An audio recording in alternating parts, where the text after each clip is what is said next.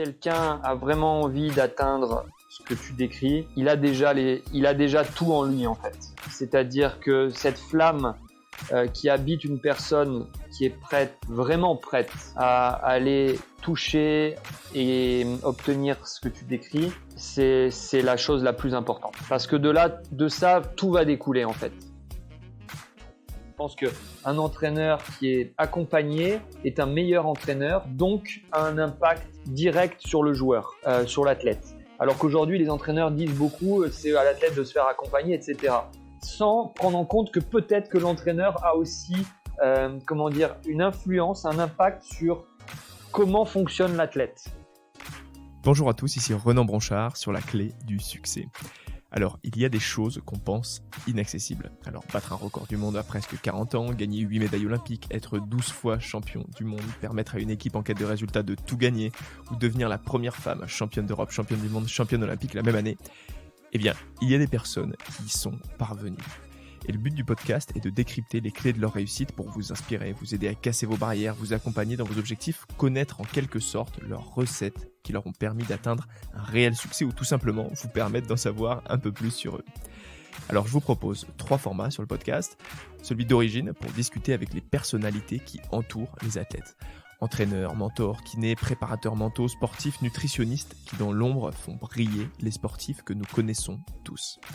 Ensuite, les portraits d'athlètes où on partira à la rencontre des sportifs à succès qui s'entraînent dur et qui relèvent chaque jour des défis de plus en plus grands. Enfin, le dernier format reconversion où on parlera avec d'anciens athlètes de haut niveau qui nous ont marqués et qui sont passés à autre chose. On retracera leur parcours et surtout, on découvrira comment et dans quoi ils se sont reconvertis. Alors, abonnez-vous au podcast sur votre plateforme d'écoute préférée pour être au courant du nouvel épisode qui sort toutes les 2 semaines, le mercredi matin. Et une dernière chose, vous êtes très très nombreux à écouter le podcast, mais peu à en parler autour de vous. Donc la première chose, si vous avez un iPhone ou un Mac à portée de main, allez maintenant mettre 5 étoiles sur Apple Podcast et un commentaire gentil. Ça vous prend même pas 1 minute, top chrono à partir de maintenant. Mais ça m'aide beaucoup pour convaincre de nouveaux invités à venir sur le podcast et vous proposer un contenu toujours au top. La seconde, parlez du podcast sur les réseaux, je vous repartagerai, ou parlez-en à au moins 3 personnes autour de vous. Ils seront contents de découvrir un nouveau podcast qui vous a plu. Allez, je vous souhaite une très très bonne écoute et j'espère que ces échanges vous inspireront autant qu'ils m'ont inspiré à les enregistrer. Bonjour Gilles, bienvenue sur le podcast. Salut Renan, merci. Merci beaucoup à toi d'avoir accepté mon invitation. Si ça te convient, je vais essayer de te présenter rapidement pour mettre les auditeurs dans l'ambiance. Et puis après, tu me diras Vas-y. si c'est bon et puis on commencera notre discussion. Je rajoute ou je précise certaines choses si besoin. Ok. Bon alors, depuis 2014, tu es un entraîneur de tennis brillant, connu maintenant de plus en plus pour être l'homme de l'ombre de Dani Medvedev. Tu as aussi été joueur de tennis classé négatif. Tu as aussi fait partie du circuit futur de 2002 à 2006, où tu as été sparring partner de Jo-Wilfried Tsonga ou Marat Safin. Et en 2008, tu as fait le choix d'être entraîneur et c'est plutôt réussi. Tu rejoins Jean-René Lisnard afin de créer en 2011 l'Elite Tennis Center à Cannes, une académie qui a pour but d'aider les joueurs de tennis à progresser. Et c'est en 2014 que tu rencontres Medvedev et 3 ans plus tard, tu deviens l'entraîneur attitré du Moscovitz. Alors depuis, c'est 10 titres, dont un Master Series avec lui, 2 finales de Grand Chelem, dont la dernière en date à l'Open d'Australie contre Djoko. D'ailleurs, tu as eu la reconnaissance de tes pairs en 2019, puisque tu as été consacré meilleur entraîneur de l'année 2019. Alors je t'avoue, j'y croyais aussi pour 2020, avec la saison que vous avez faite. Mais alors avant de passer en revue tout ton parcours et ce qui t'anime en ce moment, on va revenir au tout départ. Est-ce que tu peux me raconter ta première balle et ce qui t'a passionné dans le tennis ? Alors, je reprends juste une des dates que tu as évoquées sur la création du centre avec Jean-René Lisnard quand on bossait ensemble. C'était en 2013, Ok, pas 2011. 2013, ok. Voilà. Donc, la première balle que j'ai tapée, c'était quoi? Je devais être en 5e ou 4e.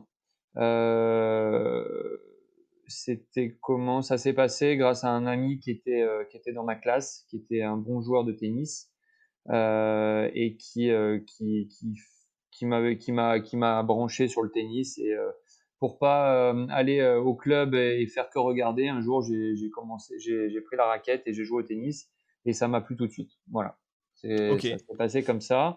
Donc c'est en étant poussé par un camarade de classe que j'ai commencé à jouer au tennis. ok. Et je me rends pas compte, c'est un peu tard, 6e, 5e, 4e, ou c'est Oui, c'est l'âge tard. normal en général, Ouais, ouais. bien sûr, c'est tard, parce que ça fait du 14-15 ans, quelque chose comme ça, grosso modo. Et là où des joueurs comment dire, qui sont sur le circuit, par exemple, ont commencé euh, entre 4 et 10 ans, je veux dire, Ok, ouais. pour les plus tardifs. Ouais, c'est hyper tôt. Et du coup, est-ce que tu peux me raconter un peu ta carrière, comme je l'ai dit, donc t'as fait une carrière de haut niveau quand même Ouais, dans le alors comme tennis. alors c'est vrai que ma carrière, comment dire, elle est pas du tout significative pour parler du haut niveau. Mais pourtant, c'est pendant cette carrière-là que je me suis construit en tant qu'entraîneur en quelque sorte. Tout ce que j'ai vécu en tant que joueur, toutes les difficultés, toutes les dimensions de la performance que j'ai dû explorer pour pouvoir faire rattraper le retard que j'avais en commençant tard, pour pouvoir comprendre les choses, pour pouvoir apprendre, pour comprendre l'être humain aussi. Bah, c'est ma carrière qui m'y a, comment dire, qui me l'a permis. Donc en fait, même si elle n'a pas été significative sur le plan des résultats et du classement ou du niveau atteint, elle a été totalement significative en termes de formation et d'apprentissage. Ok, ouais, et du coup, quand tu dis c'est ça qui m'a formé, c'est quoi? C'est le fait de s'entraîner des heures et des heures par jour, C'est tout c'est le fait ça en de fait. confronter à des difficultés? Ouais, c'est le fait déjà de s'entraîner pour un objectif. C'est le fait de s'entraîner et d'être face à des obstacles. C'est le fait de se rendre compte que quand tu t'entraînes, quand tu travailles, euh, qu'est-ce que ça veut dire travailler? C'est-à-dire pouvoir explorer, c'est pas juste répéter répéter comment dire un geste ou répéter des entraînements, c'est une chose, mais il faut pouvoir aller plus loin que ça, plus dans la finesse et dans l'intelligence du travail pour progresser et pour apprendre des choses et pour se rendre compte que la performance c'est un nombre très important de dimensions qui sont complémentaires et qui permettent d'arriver le, le plus haut possible. Ok. Et c'est à quel moment que tu as ce déclic, on va dire? Est-ce que déjà, dans ta carrière de haut niveau, tu as eu des moments où tu as pu entraîner en même temps? Je veux dire, faire le double parcours, on Non, va dire? Ou c'est à non, quel non, moment non, que tu as non, ce non. déclic et tu te dis, bon, je vais passer entraîneur, je veux entraîner les personnes? Alors déjà, je n'ai pas eu un déclic, je veux passer entraîneur, c'est à la suite de la fin de ma carrière, qui n'a pas été un haut niveau pour le coup, où par contre, tout ce que j'y ai mis de ma personne euh, dans ma carrière était un investissement de haut niveau. Voilà, j'ai pas eu le classement et le niveau de haut niveau, mais par contre, l'investissement que j'y ai mis et la qualité que j'y ai mise, ça c'était du haut niveau, ça je peux le dire. Et sinon, j'aurais pas pu travailler, j'aurais pas pu entraîner Hmm. des joueurs que j'ai entraînés et que j'entraîne si j'avais pas moi-même exploré le haut niveau de l'entraînement en quelque sorte et de la performance. Et, euh, donc, c'est arrivé comment?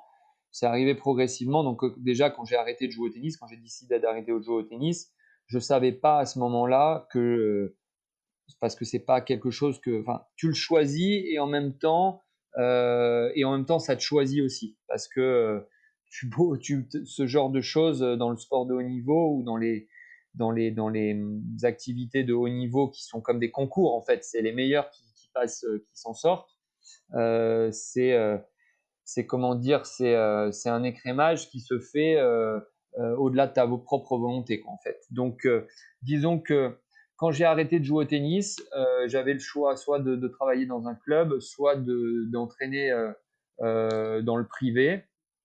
Et j'ai mis du temps à choisir pour différentes raisons personnelles, pour des choix de vie, pour des craintes.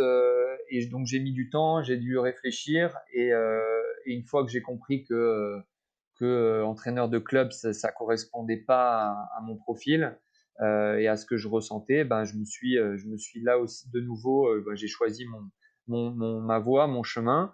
Et puis voilà, ça a été le point de départ. Après, entre le point de départ et mon activité actuelle, il y a eu beaucoup d'autres étapes de construction, de doute euh, et de progression qui m'ont fait arriver là. Après, on peut les détailler plus précisément, mais voilà, ça s'est Ah ouais, fait du coup, ça me donne envie du coup de détailler, parce que quand tu Ouais, me dis ça, j'ai eu des parts de doute, des parts de... bien sûr. Qu'est-ce qui t'a fait choisir entre les deux, entre le club et l'entraînement Euh, privé? alors, ce qui m'a fait choisir, c'est une flamme au fond de moi comment dire, j'ai toujours été très sensible à ce que j'avais dans le cœur et dans le ventre pour choisir pour prendre mes décisions. Et après quelques semaines de réflexion qui ont été difficiles, parce que je me rendais compte que j'étais à un carrefour de ma vie, je me suis rendu compte que j'avais cette flamme pour les défis, pour aller explorer justement tout ce qui avait un lien avec la performance, notamment ma propre performance, mes propres défis dans ma vie. Et à ce moment-là, c'était de partir à Lille pour entraîner une fille de 13 ans et m'occuper de toute sa préparation, qui était la préparation physique, tennistique, l'accompagnement mental, même si je mets un bémol là-dessus parce que je suis très j'ai beaucoup de convictions sur ce travail-là et à l'époque, je trouvais que je pouvais faire ce travail-là, ce qui est le cas, mais c'est un métier à prendre avec des pincettes ou un rôle à prendre avec des pincettes. Bon, bref, à ce moment-là, voilà, j'ai ressenti que j'étais destiné à ça et que même si ça allait être difficile de choisir ça, c'est que c'était moins confortable comme choix, en tout cas au départ, c'était ce qui m'animait. Donc, j'ai choisi cette expérience-là, cette mission-là, euh, et, euh, et voilà, et je me suis lancé dedans en devant apprendre ce métier-là sur le tas, en fait, en faisant, j'apprenais. Quand je dis j'apprenais, c'est-à-dire que j'avais beaucoup de doutes des compétences que je pouvais avoir en entraînant cette jeune fille. Et en même temps que je faisais ça, bah, j'apprenais auprès de mes lectures, auprès de toutes les inspirations que je pouvais avoir pour essayer d'être de plus en plus compétent. Puis évidemment, des gens qui m'ont aidé dans mes questionnements et dans mes, comment dire, dans mes apprentissages. Voilà. Donc ça a été une expérience très enrichissante à laquelle j'étais complètement destiné et je me suis aperçu que au fur et à mesure de mon chemin que c'était vraiment ce que je faisais le mieux en fait. Ouais, ce que t'avais dans les tripes, Euh, quoi. voilà. Et totalement, j'étais en électron libre, mais c'est ce qui me convenait en fait. C'est ma façon d'apprendre, c'est ma façon de m'enrichir et c'est ce que j'ai fait. Ensuite, quand je dis que ça a été difficile ou je suis passé par des moments difficiles ou que j'ai eu besoin de, comment dire, que ça a été progressif, c'est que après cette année et demie avec cette jeune fille, avec des bons résultats, je suis parti à Paris pour faire un autre, comment dire, pour me lancer dans une petite structure à l'époque dans les Yvelines. Euh, ça a été une autre étape de ma carrière, là aussi qui m'a appris différentes choses. Mais je suis resté quoi? Je suis resté une saison. Ouais, je suis resté une saison. Mais là aussi, ce qui m'attirait, c'était de pouvoir travailler dans une petite structure et pas dans une grande structure, puisque à l'époque, c'était à côté de chez Patrick Moratoglou dans les Yvelines, où Ouais. où j'avais passé un entretien avant d'aller à Lille d'ailleurs, donc un an et quelques avant. mais je sentais que c'était pas pour moi ce genre de structure à grande taille, surtout à ce moment-là de ma carrière. Et donc, quand j'ai fait le choix d'arrêter avec cette jeune fille, j'ai fait le choix et j'avais encore le choix de revenir dans le sud, puisque je suis originaire de Cannes. J'avais le choix de bosser encore dans le sud, mais il y avait quelque chose en moi qui me disait non, non, j'ai pas envie de bosser, d'être chez moi, dans ma région, j'ai envie d'être ailleurs et dans un endroit où je peux m'épanouir, où je peux m'enrichir. Et c'était donc, j'ai trouvé cette opportunité à Paris avec, avec Olivier Roux, avec qui j'ai travaillé, à qui je passe le bonjour d'ailleurs. Euh, et donc ça a duré 1 an. Et là, après cette année-là, j'ai eu une coupure dans mon parcours parce que pour différentes raisons personnelles, mon cheminement personnel en même temps que mon cheminement professionnel m'a amené à un endroit où j'ai eu besoin de couper. J'ai eu besoin de couper, c'est-à-dire que je suis sorti du tennis pendant quasiment 1 an, euh, où j'ai euh, où j'ai un peu où je me suis pas perdu, au contraire, ça m'a permis de réfléchir, Tu mais touchais où plus ça a du tout au été tennis là à ce moment-là? non, non, je touchais plus du tout au tennis. Ça m'a permis de réfléchir, mais c'était très difficile. Euh, et à ce moment-là, le haut niveau, enfin, j'en étais, je- j'étais très loin de le toucher. Même si encore une fois, je le répète, c'est dans les actes au quotidien que on fait du haut niveau. Et je pense que je l'ai toujours fait en quelque sorte, que ce soit en tant que joueur ou en tant qu'entraîneur, même à mes débuts. Mais à ce moment-là, le haut niveau, je le touchais pas. En termes d'entraînement de joueurs de haut niveau, c'était pas le cas. Et puis petit à petit, je me suis remis dans le tennis comment dire, en bossant pour d'autres structures privées, pour des stages, etc.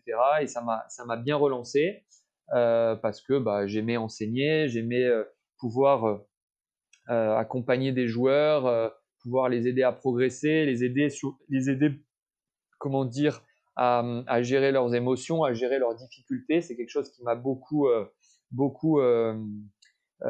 animé parce que j'ai été confronté à ça et que je me suis toujours confronté à ces difficultés, je pense, avec beaucoup de courage et beaucoup d'honnêteté vis-à-vis de moi-même.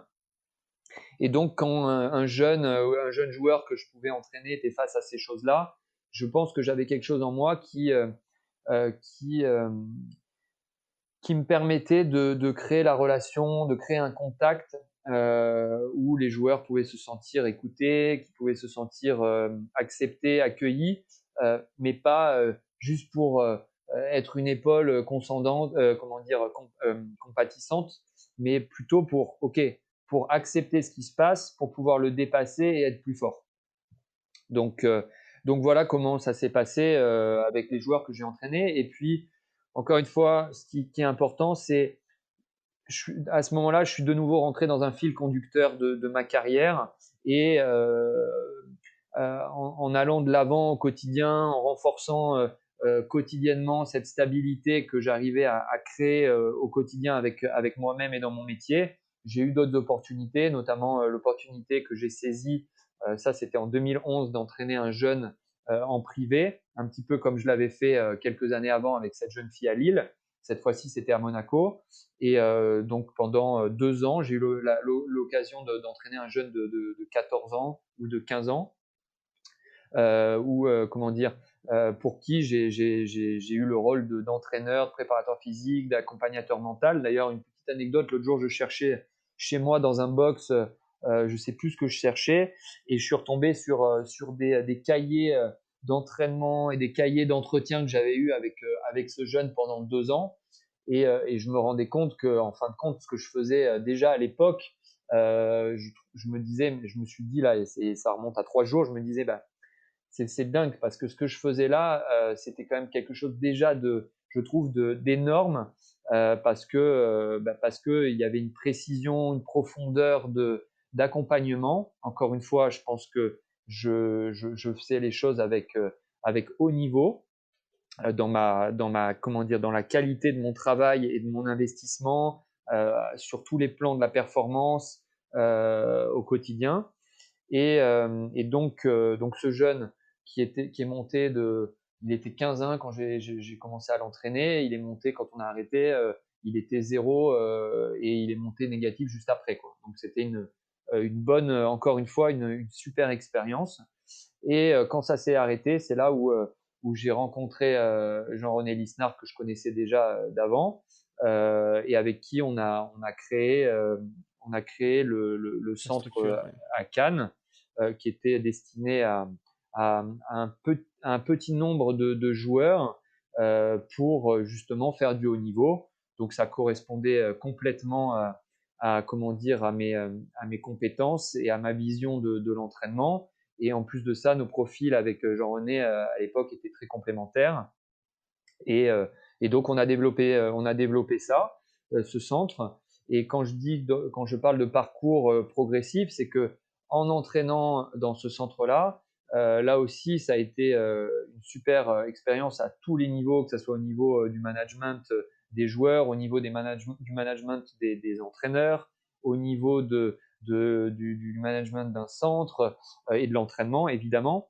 Ça a été très, très formateur, comment dire, très enrichissant euh, et difficile en même temps parce que quand je suis arrivé, encore une fois, j'avais aucun nom en quelque sorte, aucune notoriété prouvant ou attestant de mes compétences ou de mes résultats. Donc j'ai dû gagner ma place, j'ai dû gagner ma légitimité et ça n'a pas été facile, loin de là, parce que quand tu es confronté à des ados qui sont à l'époque, notamment en France, qui sont dans les parcours associés, donc considérés comme faisant partie comment dire, d'une élite, eh bien, tu es confronté à des choses qui, si tu n'as pas comment dire, un caractère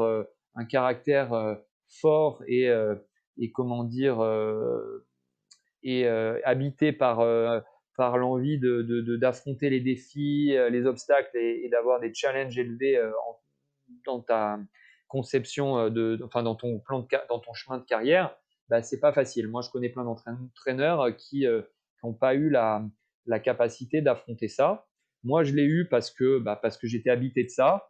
Ça m'a demandé de travailler aussi bien sur moi pour pouvoir comment dire, comprendre ce qui se passait pour un ado aussi qui pouvait se comporter comme ça. Ça m'a demandé de faire preuve oui, d'abnégation pour pouvoir quand même prendre ma place et pouvoir exprimer mes compétences, même quand les joueurs pouvaient être très difficiles à entraîner. Et donc voilà. Donc au quotidien, j'étais face à tous ces défis. Et puis, euh, et puis un beau jour, voilà, il y a un joueur que je ne connaissais pas du tout, Daniil Medvedev, qui se ramène au centre. Et je me souviens, c'est moi qui avais fait son premier entraînement parce que j'étais le seul entraîneur au centre à ce moment-là. À ce moment-là, comment ça se fait justement qu'ils viennent? Bon, alors à l'époque, il n'avait pas tous ses résultats encore, mais qu'ils viennent dans ce centre. Parce que comme tu dis, en fait, est-ce que c'était les résultats avec les jeunes que tu avais qui ont fait un peu de notoriété du centre et qui ont fait amener des joueurs comme Danil ou Non, d'autres? en fait, ce qui a fait la notoriété à ce moment-là, c'était le nom de Jean René qui faisait que les joueurs pouvaient venir au centre. Et puis ensuite, c'était la qualité du travail qu'on pouvait effectuer dans le centre, la rigueur qu'on avait, la rigueur et la taille du centre à échelle humaine qui faisait que ça commençait, on parlait de cet endroit-là comme d'un endroit qui valait le coup où il valait le coup de s'entraîner. Et à l'époque, Ça se fait du bouche à oreille. Quand tu dis ça, c'est que ça voilà. se fait du bouche à oreille. En fait, c'est les joueurs qui Voilà, parlent. ça ne s'est fait que du bouche à oreille. Euh, et voilà, encore une fois, le bouche à oreille, quand tu as un nom dans le tennis, à l'époque, Jean-René, il avait, comment dire, son nom résonne dans l'environnement du tennis, bah, ça nous a permis de démarrer comme ça. Après, un nom, ça suffit pas. Un nom, après, il faut pouvoir démontrer des compétences. Et c'est ce qu'on a fait au fur et à mesure grâce à notre travail en commun. Et, Et donc Daniel, c'était les parents de Daniel qui cherchaient un endroit dans la région pour Daniel, qui avait prévu de déménager en France. Ses parents habitaient déjà en France, à Antibes. Et donc voilà, ils sont venus quelques mois en avant pour repérer l'endroit. Et Daniel est arrivé l'année d'après, quelques mois après. Quand je dis quelques mois après, c'est 5 mois après, puisque ses parents, on les avait vus en novembre de l'année 2013 et il est arrivé en avril, fin avril 2014. Voilà, donc il a fait quelques jours d'entraînement, une dizaine de jours avant de partir sur les tournois juniors de terre battue qu'il y a dans le sud de la France ou en Italie à ce moment-là avant Roland-Garros. Et puis donc il avait apprécié le travail. À l'époque, on avait aussi comment dire, on travaillait, enfin Julien Jean-Pierre travaillait aussi avec nous depuis quelques semaines. Et je dis ça parce que Daniel à ce moment-là avait choisi de s'entraîner avec Julien Jean-Pierre. Et donc ça, moi au début, je gérais le centre, j'entraînais beaucoup de joueurs, mais j'avais pas à charge Daniel. Et les choses ont évolué au fur et à mesure des mois. C'est-à-dire que le fonctionnement de notre centre a fait que moi, ça m'arrivait quand même, malgré que le fait que Julien était l'entraîneur référent de Daniel pendant la première année, ça m'arrivait d'entraîner Daniel de temps en temps, quand Julien pouvait être en déplacement. Et puis Jean-René aussi, ça lui arrivait d'entraîner Daniel. Et puis je me souviens être parti en 2015, en février 2015 à Marseille pour les qualifs avec Daniel parce que Julien était sur un autre tournoi et qu'il pouvait pas revenir à ce moment-là. Voilà, donc ça c'était ma première expérience de tournoi avec Daniel qui s'était très bien passée. Je me souviens, il avait battu son premier top 200, je crois. C'était David Weiss à l'époque, au premier tour qu'il avait battu. Et il avait perdu sur Pierre Hugues au deuxième tour des qualifs, au dernier tour des qualifs.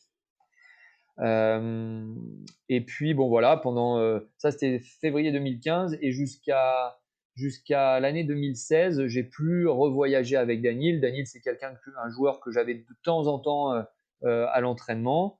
Et moi j'étais avec d'autres joueurs. Voilà, d'autres joueurs, notamment une jeune fille, Katia Zawadzka, qui est numéro 100 en ce moment sur le circuit WTA. Et en 2016, je me suis retrouvé à partir avec Daniel sur la saison sur gazon. Et donc, je le rejoins sur un challenger à Ilkley en Angleterre. Et je me souviens parce que ce qui était très drôle, enfin très marrant, c'était qu'à ce moment-là, je me formais sur tout ce qui est coaching, accompagnement. Et je dis ça parce que quand j'ai fait le premier briefing de match avec Daniel, je me suis aperçu que le briefing classique qu'on pourrait faire avec un joueur, avec lui, ça n'allait pas se passer comme ça. C'est-à-dire que quand je dis un briefing classique, il n'y a rien de péjoratif et encore une fois. C'est quoi un briefing classique? Bah, je vais le définir, mais quand je dis briefing classique, c'est tu peux estimer en tant qu'entraîneur avoir des choses à dire et penser que les joueurs vont l'entendre et l'écouter. Mais la relation entraîneur-entraîné ou coach-entraîneur ou coach-joueur ou tout simplement professeur-élève, ça ne marche pas que sur ce registre. Le prof ou l'entraîneur dit quelque chose et le joueur prend tout et a tout compris. Et avec Daniel, j'ai compris que ça marcherait jamais comme ça, ou très peu comme ça, que ça allait me demander de me calibrer à son monde, à sa façon de fonctionner, à sa façon de comprendre, à sa façon d'apprendre. Et donc ça m'a demandé de m'interroger et d'être adaptable pour le toucher en tant que joueur et pour lui apporter des choses, pour lui permettre d'exprimer son potentiel. Et pas seulement je suis entraîneur, il faut que tu fasses ça, il faut que tu fasses ci. En plus, à l'époque, je le répète, il fallait que je puisse gagner son respect, gagner ma crédibilité, ma légitimité. Et c'est comme ça que je l'estimais, comme ça que je le ressentais, que ça allait se faire par le biais d'une façon différente d'agir. Euh, voilà ce que j'ai commencé à faire à ce moment-là avec Daniel. Et ça a plutôt bien marché, notre contact était plutôt bon.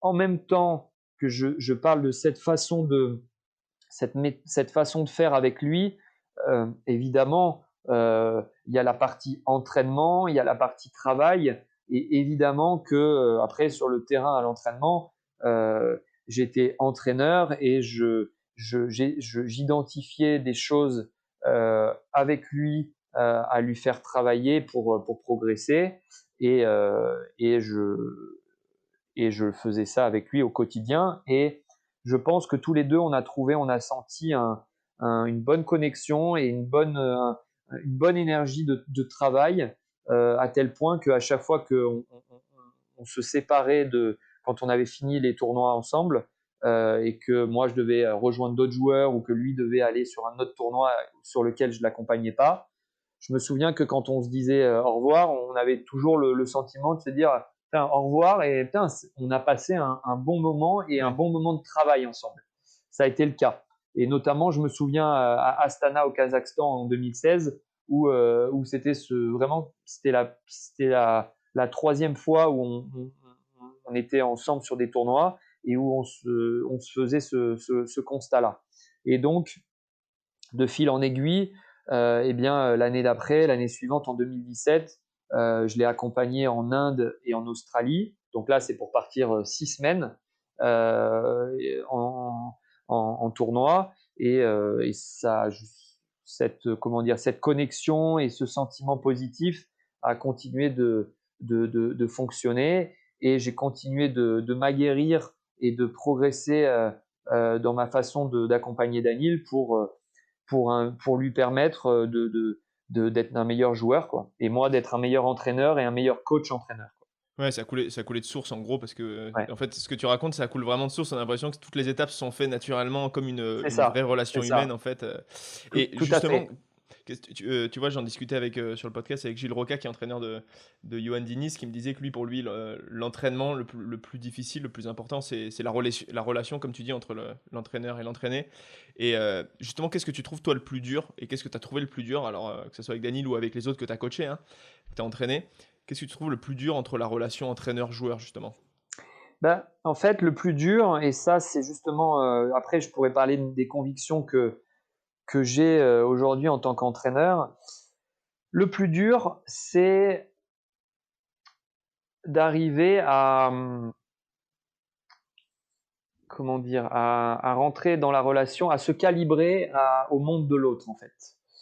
J'essaie d'expliquer ce que je veux dire. C'est que chaque joueur, chaque personne a son profil, a sa façon de d'être, à sa façon de penser, à sa façon de créer son monde, sa façon d'apprendre, à sa façon de réfléchir, euh, qui est en lien avec qui il est, avec sa culture, avec son éducation, toute son histoire en fait. Et le plus dur, c'est d'arriver à accepter ça et à se calibrer à ça pour coacher et accompagner, entraîner au plus près de ce qui est juste, de ce qui est écologique l'athlète en fait. C'est ça le plus dur. Euh, et c'est de la finesse, c'est beaucoup de finesse, c'est beaucoup de compréhension, c'est beaucoup d'observation, mais qui demande pour moi, et ça fait partie de mes convictions, qui demande pour moi un travail sur soi en tant qu'entraîneur, pour pouvoir avoir cette dextérité, cette écoute, cette compétence-là, pour ne pas projeter des choses qui appartiennent à l'entraîneur et qui ne sont pas forcément bonnes pour le joueur et qui viennent parasiter la relation, qui viennent empêcher finalement le développement, le meilleur développement pour le joueur. Voilà. Ouais, et alors ça, justement, cette adaptabilité et justement aussi toute cette remise en question que tu fais, comme tu dis, tu l'as fait tous les combien? Je veux dire, est-ce que c'est continuel? Est-ce que c'est tous les jours, tout le temps? Est-ce qu'il y a des Alors, moments où tu te cales vraiment et tu te dis, bon, là, je vais repenser à ma façon de fonctionner? alors c'est vraiment.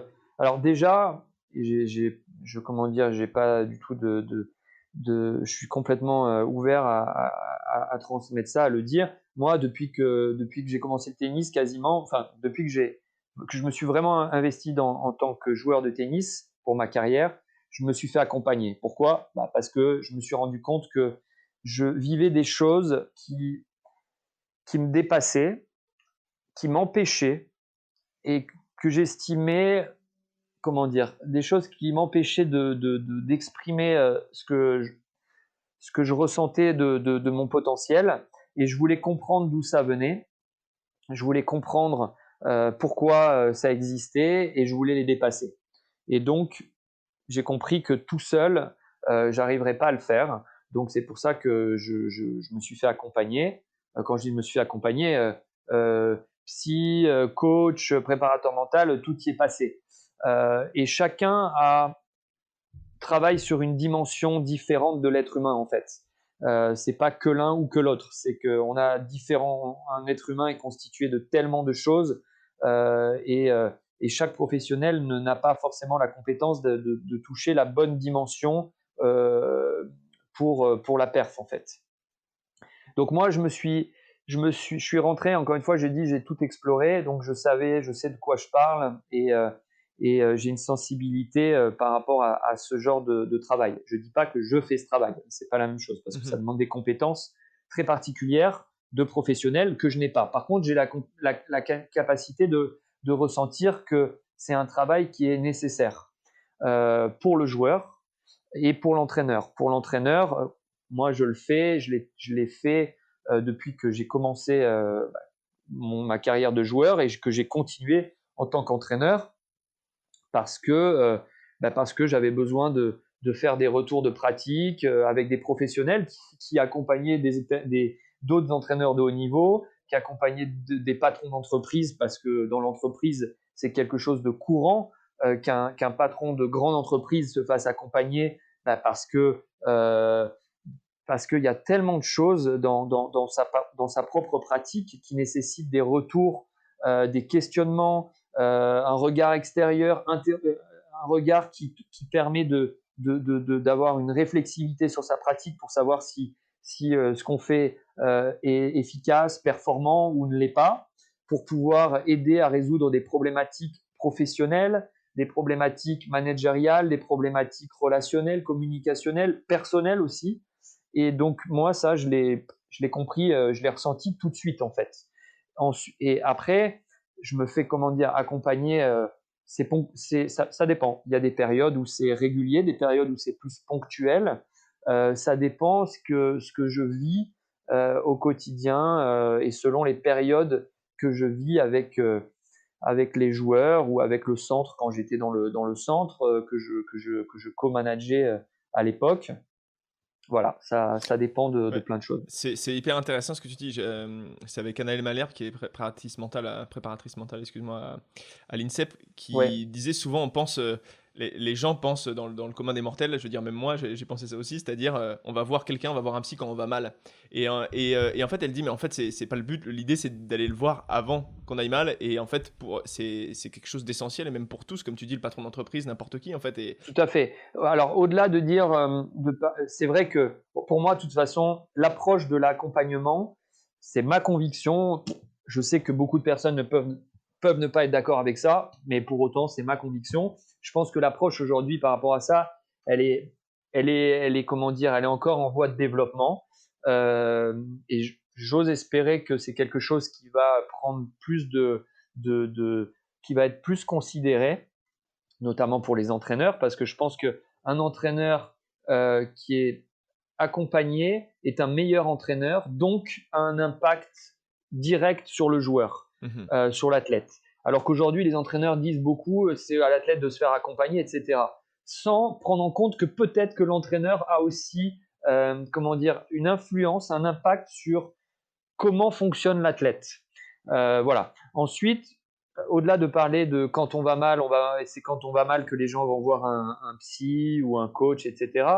Moi, je vais plus parler de besoin ou d'insatisfaction. C'est-à-dire que moi, j'ai beaucoup fonctionné avec ça. C'est-à-dire que j'ai souvent été, je suis souvent je suis insatisfait, très souvent insatisfait, pour pas dire quasiment tout le temps, mais je suis capable d'être satisfait, c'est pas ça. Mais j'ai toujours envie de faire mieux, donc toujours avoir envie de faire mieux fait que je me rends compte que merde, c'est pas assez bien ça. Donc je me questionne, etc. Et c'est ça qui m'a amené à, à aller m'interroger, à aller pouvoir me faire accompagner. Et je pense que parfois les entraîneurs ou les joueurs ne sont pas assez à l'écoute de cette insatisfaction-là. Et aussi comment dire, ne ressentent pas, et s'ils ne ressentent pas l'insatisfaction ou s'ils ne ressentent pas le besoin, bah, c'est là où c'est délicat de faire cette démarche-là.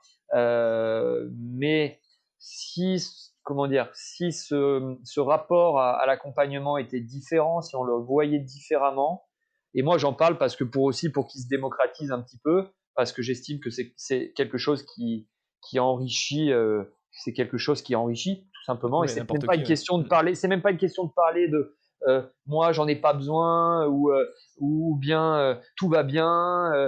C'est même pas ça en fait. C'est même pas à ce niveau-là. Je ne parle même pas de ça quoi. Donc pour moi c'est quelque chose qui est vraiment un plus. Carrément, c'est un plus. Ouais, complètement. Ça permet d'être C'est bon, c'est le mot un ouais, peu, mais une meilleure version de c'est soi-même, en ça. fait. C'est une valeur ajoutée. Voilà, c'est une Ouais. valeur ajoutée. Ouais, ouais, c'est hyper intéressant. C'est justement, alors, tu as aussi, ça se voit et ça s'entend surtout, que tu as t'as une ambition et comme tu dis, t'es un perpétuel insatisfait, comme tu l'as dit, tu as envie de faire mieux, quoi, toujours.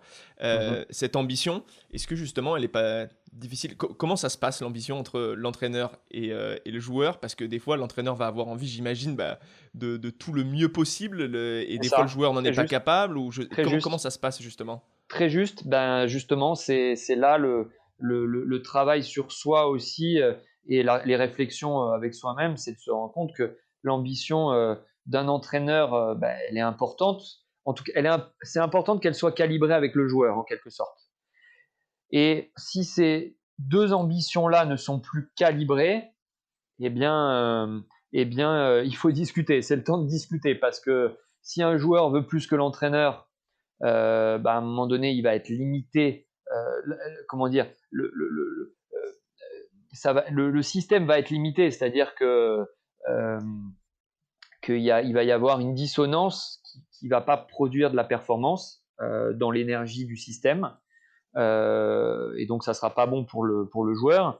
Et si l'entraîneur a plus d'ambition que le joueur, ça va pas être bon non plus parce que ça va se ressentir que l'entraîneur va va mal calibrer son travail, le joueur va pas y répondre comme l'entraîneur voudrait qu'il y réponde, et donc ça va créer des tensions, et, et donc, ça va, qui dit tension, dit performance, la performance Ouais, qui empathie, ouais. qui va en pâtir, exactement. Donc il faut pouvoir bien se calibrer, ouais, effectivement. Toi, justement, ça se fait avec tes joueurs, tu le fais tous les combien? Est-ce qu'il y a un moment où justement vous prévoyez de vous voir et de vous parler de vos ambitions, ou ça Bah, se fait naturellement pendant déjà, l'entraînement? ça se sent au quotidien, hein, Ouais, parce que comment dire, le quotidien normalement transcrit le niveau d'ambition que le joueur et que l'entraîneur ont. Voilà, le quotidien, l'investissement quotidien, que ça soit dans l'effort, que ça soit dans la discipline, que ça soit dans la qualité d'entraînement, elle se voit tous les jours. Donc à partir de là, si c'est pas le cas, il y a des signaux comment dire, qui alertent de la situation, et à ce moment-là, bah, c'est à ce moment-là qu'il faut pouvoir faire une mise au point, discuter pour pouvoir comment dire, identifier la situation et l'état l'état présent du système, quoi. Voilà. OK.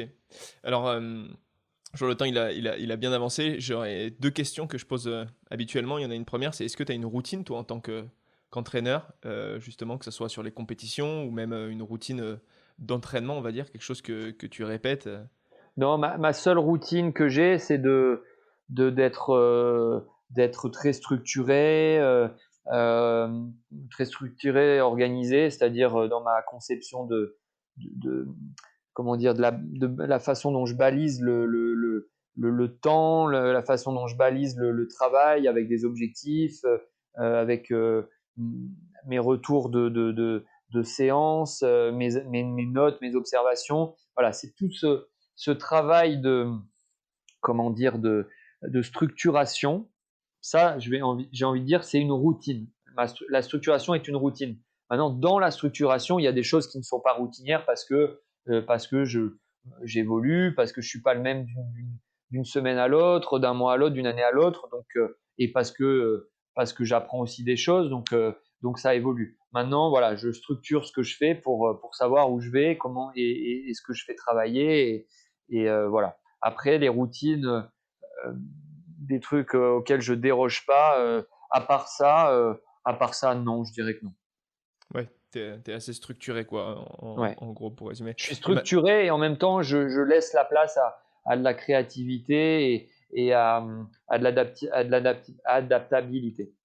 Ouais, mais c'est ce qu'on voit souvent dans ça, c'est quand tu as quelque chose de structuré, bah après tu peux facilement laisser la place à plein d'autres choses et ouvrir ton esprit que si tout est déjà en bordel et pas structuré, c'est Ouais, difficile c'est vrai, c'est d'avoir l'esprit tout à ouvert. fait ça. J'ai une dernière question habituelle qui est un peu générale, mais ça attend peut-être aussi une réponse générale ou pas. C'est quel conseil tu donnerais à une personne qui souhaite se dépasser, repousser ses limites et justement qui rêve de l'impossible? Alors, attends, laisse-moi réfléchir. Qu'est-ce que je lui conseillerais? Tu vois, Euh, je pense à, par exemple, Gilles Servara qui commence à être entraîneur et qui se dit bon, bah, dans 5-10 ans, je vais entraîner un des premiers joueurs mondiaux. Tu vois. Par exemple, pour un entraîneur ou pour un exemple, pour un joueur, bah, dans 5-10 ans, je veux gagner mon premier grand chelem. Qu'est-ce que tu lui conseilles? Déjà, ce que j'ai envie de dire, si quelqu'un a vraiment envie d'atteindre ce que tu décris, il a déjà tout en lui en fait. C'est-à-dire que cette flamme qui habite une personne qui est prête, vraiment prête à aller toucher et obtenir ce que tu décris, c'est la chose la plus importante. Parce que de ça, tout va découler en fait. Euh, de ça va découler les bonnes rencontres. De ça va découler la, l'instinct de c'est ça qu'il faut que je sache faire. C'est ça qu'il faut que je puisse améliorer. C'est comme ça qu'il faut que je le fasse. Ou en fait, ton chemin, il va s'orienter, il va s'organiser euh, en étant attiré par cette flamme qui est plus forte que tout en fait. Donc, c'est même pas, il n'y a même pas de conseil en fait. Le conseil, c'est que le chemin, il va s'ouvrir. La personne va elle-même savoir vers quoi se diriger si elle a vraiment cette flamme au fond d'elle-même. En fait, la question, c'est de savoir Si elle a la flamme. si vraiment la personne a ça au fond d'elle. Et si cette personne a vraiment ça au fond d'elle, et il n'y a que les obstacles et que les situations qui vont être rencontrées, qui vont prouver si la personne a vraiment cette flamme au fond d'elle-même. Et si elle l'a, il n'y a pas besoin de conseils parce que la personne elle-même va réussir à trouver les ressources et les choses qui vont l'aider à aller jusqu'à cet endroit-là. Si je parle pour moi, eh bien, par rapport à ma carrière de joueur de tennis, puisque c'est ça à la base, quand j'ai commencé mon chemin, c'était vers ça que je voulais tendre. Je n'ai pas réussi, mais je me suis aperçu que ce chemin-là m'a emmené où je suis aujourd'hui parce que justement j'avais cette flamme au fond de moi et que finalement le chemin il était plus long que je le pensais. Il s'est pas arrêté ce chemin-là, il s'arrêtait pas juste à ma carrière de joueur, mais qu'en fin de compte, il fallait que je voie les choses beaucoup plus longues, sur une échelle beaucoup plus longue, beaucoup plus grande. qui était celle du coach et d'entraîneur que je suis aujourd'hui et que j'espère continuer d'être pour un grand nombre d'années encore, quoi. Voilà. Eh ben cette flamme, tu l'as bien tenue parce que ça a l'air de marcher, en tout cas, ça a l'air de fonctionner. Merci beaucoup à toi, Gilles, pour cette discussion hyper intéressante. J'espère que les auditrices et auditeurs en connaîtront un peu plus sur le tennis et puis sur toi-même, sur l'envers du décor et puis l'entraînement. Je te remercie beaucoup et puis Avec plaisir. à très vite. Merci bien. Merci à toi. Et voilà, l'épisode est déjà terminé. Merci beaucoup d'avoir écouté jusqu'au bout. J'espère que l'épisode vous a plu et inspiré autant qu'à moi. Alors je me répète, mais n'hésitez pas surtout à me suivre sur les réseaux, me faire vos commentaires, vos retours et me donner vos idées d'invités pour les prochains. Sur Instagram, 2 comptes à suivre, donc c'est @lcds comme la clé du succès, .podcast.sport et mon compte perso @bronchard-mikhailov. Je suis assez actif aussi sur LinkedIn, donc n'hésitez pas à m'envoyer un petit message. Ensuite, pour convaincre des invités toujours aussi inspirants, j'ai besoin de votre aide pour partager le podcast autour de vous, sur les réseaux sociaux aussi, mettre des notes sur Apple Podcast, vous abonner sur Spotify, plein de choses qui peuvent m'aider et me supporter dans cette aventure du podcast. Enfin, je remercie Salomé Puig et Félix Fatalo qui m'aident pas mal sur le podcast et qui vont permettre à celui-ci d'être écouté de partout. Allez, salut!